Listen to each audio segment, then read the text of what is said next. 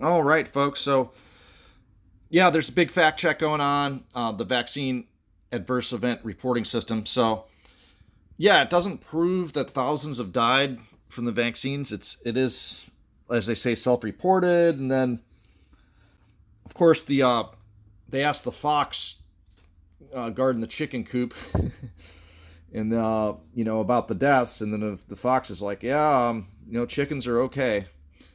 In other words, the vaccine didn't cause the death. So, yeah, okay, that's fine. We'll take that at face value. But they're saying it's self-reported data that has yet to be verified. So let's look at this though. How does that compare to other vaccines when people report? So I'm going to go on to the actual. So the way you look it up, go on Google, VAERS report event. So if let's say I'm somebody that believes that the emergency use product has hurt me in some way. So 2 ways to submit an online report. Let's say I go to report it online. So yeah, I got to put in my first name, my last name. Look at that, date of birth. They definitely check that out, right?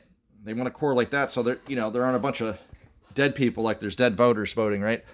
And then sex, male, the date of vaccination. So yeah, they're taking in all this information.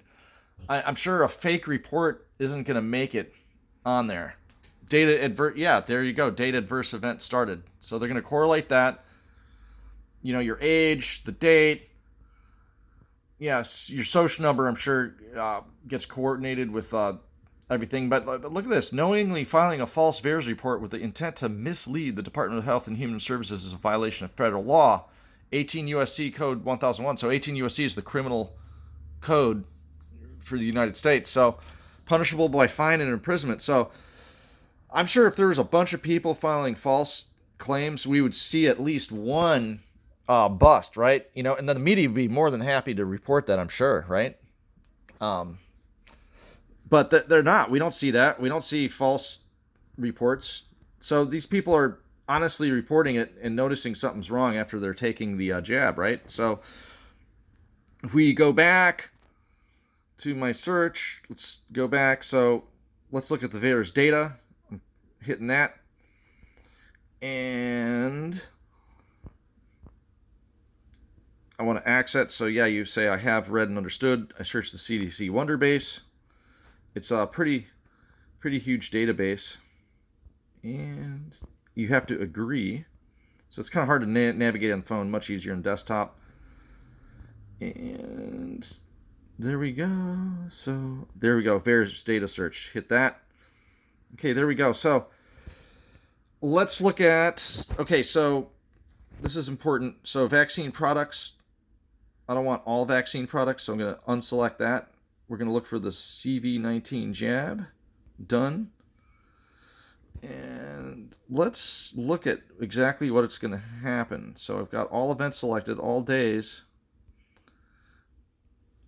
And look at this. The dates received, reported, select report received dates. Select report completed dates. So I have all dates selected. So this is of all time ever since this database. Select vaccination dates, right? All dates. So this is for all time period, right? Date of onset. So I'm keeping all dates, right? So after I hit the CV19 jab, and I had the United States selected by default. Forgot to put that in there. And it looks like it didn't do that. I don't know what the hell happened here. There we go. So look at this. So for all time, ever since this CV19 jab's been out, 157,103. So what, that rollout happened around December? So, it's going on 6 months, pretty much, right? It's May, so yeah, 6 months. So in 6 months, we've seen 157,103 total events reported, right? So yeah, the verdict's out, whether or not it's verified and how true it is. But again, we're not seeing people getting busted for making false claims, right? Like the media would be so happy to report, right? So let's go back to the products. I'm going to unselect the CV19 jab and let's compare it to something like, say, the flu, right? Influenza. There we go. So there's this flu vaccine, 1, 2, 3, 4, 5. Wow. 6, 7, 8, 9, 10. God, man. 11, 12, 13, 14. Is that...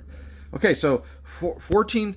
So again, think about what I'm searching for. I'm searching for 14 flu vaccines.